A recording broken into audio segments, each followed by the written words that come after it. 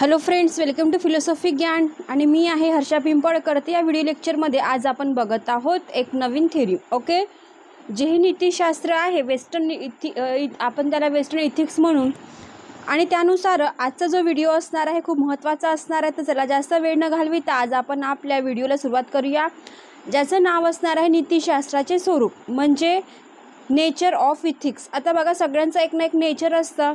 माणसांचंही असतं, निसर्गाचंही असतं, प्राण्यांचंही असतं, पशुपक्ष्यांचंही असं, सगळ्यांचं असतं. ओके, तर आपल्याला इथे नीतिशास्त्राचं स्वरूप कसं असणार आहे, त्याचा उदय कुठून झालेला आहे, सगळं इथे आपल्याला आज बघायचं असणार आहे. तर हा व्हिडिओ सगळ्यात महत्त्वाचा असणार आहे.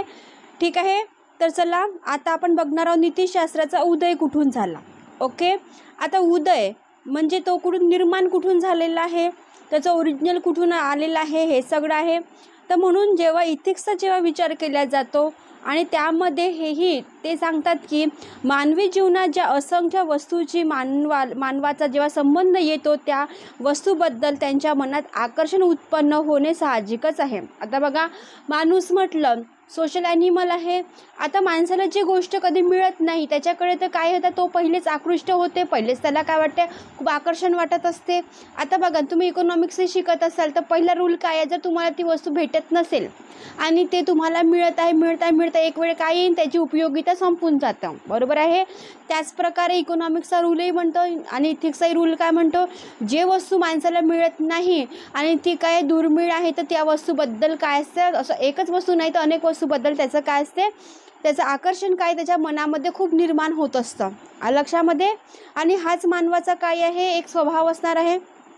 आणि त्या वस्तूचे स्वरूप काय असेल, त्याचा म्हणून की एकमेकांशी कसा संबंध येतो किंवा नाही असेल तर तो संबंध कोणत्या प्रकारचा असणार आहे वगैरे अनेक प्रश्न माणसाच्या इथे काय करतात, मनामध्ये भेडसावीत असतात, म्हणजे त्याच्या मनामध्ये निर्माण होत असते.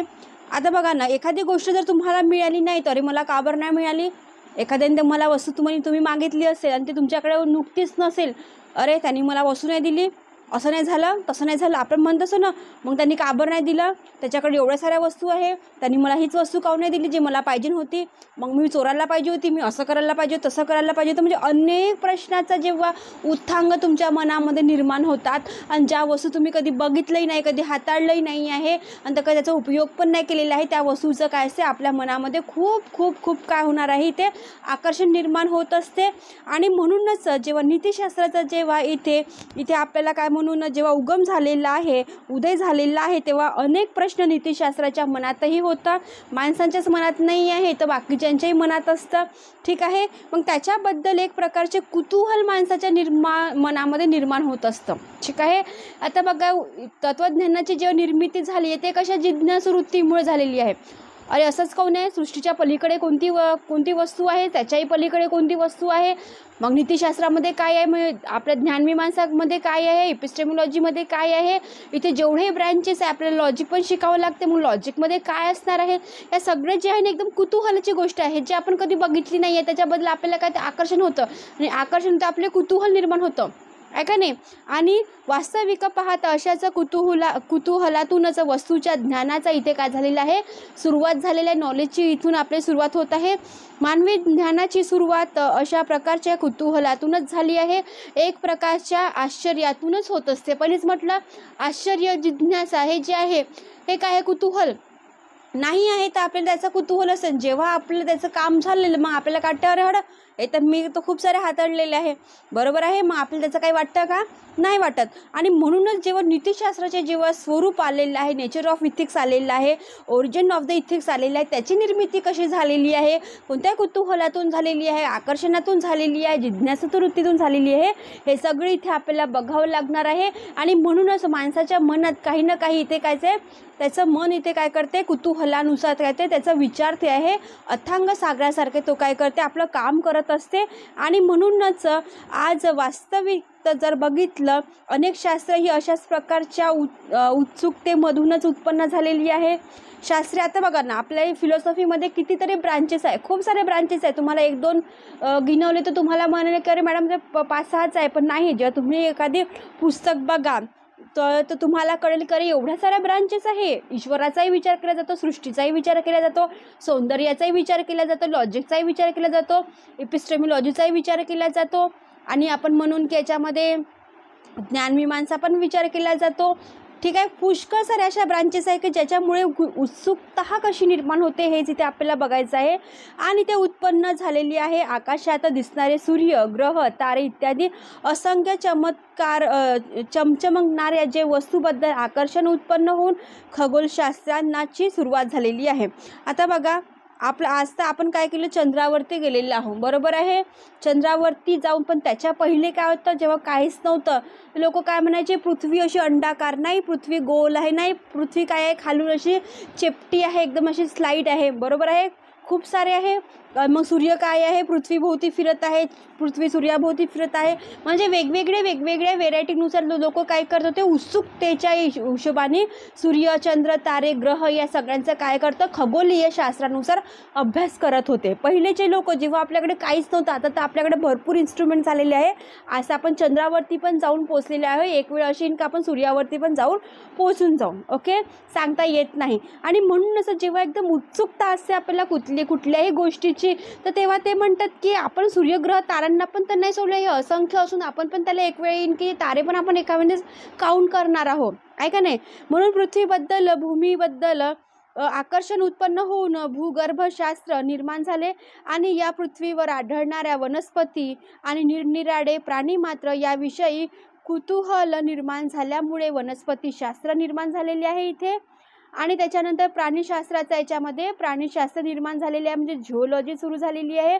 वनस्पतीशास्त्रामध्ये काय झालं आहे, बॉटनी सुरू झालेली असणार आहे. आता बघा, वनस्पतीशास्त्रामध्ये बॉटनी म्हटलं जाते आणि प्राणीशास्त्र जेव्हा अभ्यास केला जातो आपण त्याला झूलॉजी म्हटल्या जाते. आलं लक्षामध्ये. आता आपण सायन्सचा पण इथे अभ्यास करून राहिलो. आता वस्तूबद्दल आणि रासायनिक द्रव्याच्या आकर्षणामुळे पदार्थ विज्ञानशास्त्र आणि रसायनशास्त्र म्हणजे केमिस्ट्री निर्माण झालेली आहे, फिजिक्स निर्माण झालेला इथे. आणि या प्रकारे माणसाच्या बुद्धीला आणि कल्पना शक्तीला एक प्रकारचे आव्हानच मिळत असते आणि तसतसे एक शास्त्र इथे काय ते उदयाला येत असते. आता बघा ना, तुम्ही सायन्स शिकता तर तुम्हाला सगळ्याच गोष्टी सायन्सच्या येतात, कॉमर्स शिकता तर कॉमर्सच्या येतात, आर्ट्स येते तर आर्ट्समध्ये कितीतरी विषय आहे, बरोबर आहे. म्हणजे जसं जसं माणसाची बुद्धी ते पारंगत होत जाते, त्याची कल्पना तिथे निर्माण होत असते, तसं तसं एक शास्त्र इथे निर्माण होत असते. आणि हेच काय, हे नीतिशास्त्र आहे. म्हणजे तुमची उत्सुकता तुमची काय ते वाढत जाते आलं लक्षामध्ये. आणि कुठल्याही गोष्टीचं जेव्हा आकर्षण असते तेव्हा त्या पदार्थ काय आहे त्याचा विज्ञानशास्त्रामध्ये कसा अभ्यास केला जातो, त्याचा रसायनशास्त्रामध्ये कसा अभ्यास केला जातो, या सगळ्या इथे येत असतात. आणि ज्याप्रमाणे भौतिक वस्तूबद्दल, बाह्य जगातील वस्तूबद्दल आकर्षण माणसाला होते, त्याचप्रमाणे माणसाला स्वतःविषयी सुद्धा आकर्षण निर्माण होते. साहजिकच गोष्ट आहे ना. आता बघा, जेव्हा आपल्याला बाह्य गोष्टी दिसत असते आपल्या डोळ्यांनी तेव्हा आपल्याला त्याचं आकर्षण असते, पण माणसांना पण आकर्षण असते. म्हणजे हे नाही म्हणताय की त्या बाकीच्या गोष्टी आहे ते नाही म्हणत आहे. म्हणजे बघा, वस्तूबद्दल आकर्षण असते, पण माणूस काय करत आहे बघा. आपण आपल्या आजूबाजूला तो किती श्रीमंत आहे, त्याच्याकडे पहिले काहीच नव्हतं, मग त्यांनी काय केलं, अभ्यास केला. त्याचं अभ्यास नंतर त्याने काहीतरी वेगळ्या गोष्टी केलेल्या आहे, तर त्याच्याकडे आज काय झाली, बिल्डिंग झालेली आहे, घरदार झालेलं आहे, गाडी लागलेली आहे. म्हणजे आपण एका व्यक्तीकडे पाहून दुसऱ्या व्यक्तीचं काय करतो, इथे आकर्षण निर्माण होत असते. त्यांनी केलं तरी मी पण करायला पाहिजे होतं, मी पण चांगला अभ्यास करायला पाहिजे होतं, अरे मी तर फेल झालो, आता मी अजून चांगला अभ्यास करीन, बरोबर आहे. म्हणजे हे माणसाबद्दल आपण जेव्हा बघत असतो आपल्या सोसायटीमध्ये राहून, ते सोसायटीमध्ये राहूनच काय ते आपणही काय करतो, त्यांच्याबरोबर नाही जाऊन पण त्यांच्या पर्यंत लेवलमध्ये जाण्याचा आपण काय करतो, प्रयत्न करत असतो. आणि त्याचप्रमाणे माणसाला स्वतःविषयी सुद्धा एक आकर्षण निर्माण होत असते. तो बा किती चांगला दिसते, पहिले तर असंच राहत होता, आता किती चांगला सुटबुटमध्ये राहते. मग त्यांनी काय केलं असं त्याच्याबद्दल आपण काय करतो, चौकशीपणा करत असतो, बरोबर आहे. आणि त्याच्यानंतर त्याचं काय करतं, कसा स्वभाव आहे, त्यांनी काय केलं आहे सगळं बॅकग्राऊंड काय करतं आपण छानून काढत असतो. पण तसं करायची गरज नाही आहे. लोकांकडे बघण्यापेक्षा स्वतःकडे बघा, ठीक आहे. आणि स्वाभाविकच आहे, खरंच आहे. आणि स्वतःविषयीच्या आकर्षणातूनच ज्या अनेक शास्त्राचा इथे उदय झाला आहे, त्यामध्ये मानसशास्त्र, ठीक आहे, मानसशास्त्रीय अनुभवाचे शास्त्र, समाजशास्त्र, सोशोलॉजी, तर्कशास्त्र म्हणजे लॉजिक, नीतिशास्त्र म्हणजे इथिक्स वगैरे अनेक शास्त्राचा इथे अंतर्भाव झालेला इथे दिसून येत असतं. प्लेटोने केलेल्या विधानाची सत्यता यावरून सहज पटेल. ते म्हणतात की फिलॉसॉफी बिग्स इन वंडर. ठीक आहे, म्हणजे काय आहे फिलॉसॉफी? एक वेगळेच विषय आहे. इथे आपल्याला सगळ्याच गोष्टीचा समावेश होत असते. आता बघा ना, फिलॉसॉफीला सगळे काय म्हणतात? जननी म्हणतात. जननी म्हणजे आई. आता का बरं म्हटलं जाते तुम्हाला माहिती आहे का? कारण फिलॉसॉफी असा एक सब्जेक्ट आहे की त्याच्यामध्ये सगळे विषय इन्क्लूड होत असतात. आताच बघितलं तुम्ही. आता नीतिशास्त्रामध्ये आपल्याला सायन्स शिकायची गरज होती का? नाही, पण आपण सायन्स शिकतो. सोशल शिकायची गरज होती? नाही, आपण सोशलॉजी पण शिकतो. लॉजिक नाही तर तेही लॉजिकही त्याच्यामध्ये शिकत असतो. मानसशास्त्रीय म्हणजे आपण त्याचाही विचार करत असतो, सायकोलॉजीचा. म्हणजे सगळ्याच गोष्टीचा इथे काय होते? अंतर्भाव होते. पायथागोरस आले, त्यांनी इथे आपल्या संख्या पद्धती सांगितली.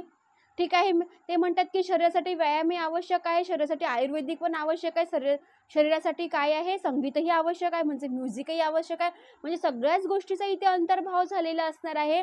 सृष्टीच्या पलीकडेही काही ना काही गोष्टी असते, त्यांचाही आपण इथे काय केला? अभ्यास करत असतो. त्याच्या आपल्या दृष्टीच्याही पलीकडे काही ना काही वेगळ्या इथे गोष्टी असते, त्याचाही आपण इथे अभ्यास करत असतो.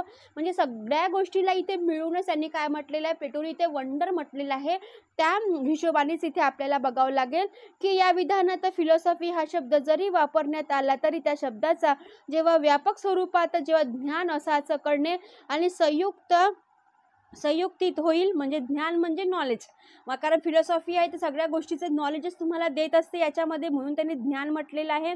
आणि एकूणच आश्चर्यातून ज्ञानाची सुरुवात कशी होते हे समजल्यानंतर आपल्याला ज्या शास्त्राचा विचार करावयाचा आहे ते नीतिशास्त्र कोणत्या प्रकारच्या कुतूहलातून उत्पन्न झालेले आहे हेही महत्त्वाचं आहे. त्याचे कुतूहल आपल्याला असले तर नवलच नाही. म्हणून नीतिशास्त्राचा जेव्हा उदय केव्हा आणि कसा झाला या प्रश्नाकडे आता आपण वळणार आहोत. ठीक आहे, आता तुम्ही तर एवढ्या गोष्टी बघितल्या, पण आता आपल्याला ओरिजिनल काय आहे नीतिक्स, याच्यामध्ये कसा काय ते निर्माण झालेलं असणार आहे, त्याचं कुतूहल कसं आहे, त्याचं आकर्षण कसं आहे, त्याचा उदय कसं झालेला आहे, इथे आपल्याला बघावं लागणार आहे. आता बघा, नीतिशास्त्राचा जेव्हा उदय कोणत्या काळात झाला हे सांगणे जरा कठीण आहे, कारण आपण इथे कालखंड देत नाही आहोत. कारण हिस्ट्रीमध्ये आपल्याला कालखंड दिला जातो, पण आपण फिलॉसॉफी शिकत आहे तर आपल्याला इयरली काही महत्त्वाचं नाही आहे. पण ते म्हणतात की ते कालखंड देणं जे आपण देऊ शकतच नाही, हे थोडंसं कठीण आहे. आणि या शास्त्राला शास्त्रीय स्वरूप देण्याचे श्रेय ग्रीक तत्त्वज्ञ अरिस्टॉटल यांनी देण्याची प्रथा सुरू केलेली आहे. आणि एकंदरीत पाश्चात्य तत्त्वज्ञानातील मतप्रवाहाचा उगम ग्रीक देशातच झालेला आहे असं इथे आपल्याला सांगता येतं. आता इयर लक्षात नाही, इयर नाही सांगू शकत, पण इथे अरिस्टॉटल जे आहे त्यांनी प्रथा आणलेली आहे. आणि पाश्चात्य जे वेस्टर्न फिलॉसॉफर आहे त्यांनी ही काय केले आहे? या मतप्रवाहाचा इथे उगम सांगितलेला आहे. ग्रीक देशातच त्याचा उगम झालेला आहे असं म्हटलं जाते. आता नीतिशास्त्रासाठी वापरण्यात येणारे जे इंग्रजी शब्द आहे इथिक्स, बरोबर आहे, इथिक्स वापरतो आपण. वेस्टर्न इथिक्स, इंडियन इथिक्स वगैरे आपण असं इथिक्स म्हणतो, म्हणजे नीतिशास्त्र. आणि हा सुद्धा ग्रीक शब्द आहे इथॉस या शब्दापासूनच याची उत्पन्न झालेली आहे. यावरून ग्रीस देशात पाश्चात्य नीतिशास्त्र म्हणून उदयास आले आहे हे सहज पटू शकते. म्हणजे हे कुठून आलेलं आहे? पाश्चात्य ग्रीसमधूनच आलेलं असणार आहे. आणि त्यामुळे या शब्दात अर्थात एक मुद्दा या ठिकाणी लक्षात ठेवला पाहिजे. ते म्हणतात की नीतिशास्त्र उदयास येण्यापूर्वी मनुष्य नैतिक विधाने करीतच नव्हता असे नव्हे, त्यापूर्वीही आपण म्हणून की मनुष्य निंदा प्रशंसात्मक विधाने करीतच होता. नीतिमत्ता म्हणजे मोरॅलिटी नीतिशास्त्रापेक्षाही काय आहे? पुरातन आहे. म्हणजे असं नाही आहे की याचा उगम फक्त इथे झालेला आहे, पाश्चात्य तत्त्वज्ञानांनी टाकलेला आहे, ग्रीसमधून आलेला आहे, असं नाही आहे.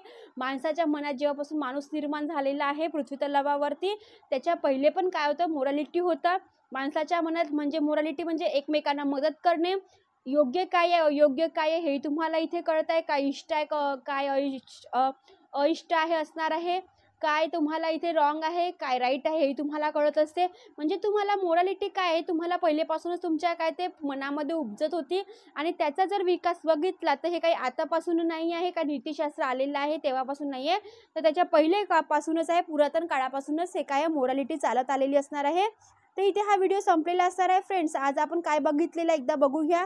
नीतिशास्त्राचे स्वरूप कसे असते, नेचर ऑफ द इथिक्स कुठून आलेलं आहे, काय आलेलं आहे आणि ते काय म्हटलेलं आहे, सगळं इथे आज आपण काय केलेलं आहे व्हिडिओमध्ये बघितलेलं असणार आहे. ओके, तर हा व्हिडिओ फर्स्ट होता. यानंतरचे व्हिडिओ खूप लवकरात लवकर तुमच्यापर्यंत मी पोहोचविण्याचा पुरेपूर प्रयत्न करेन.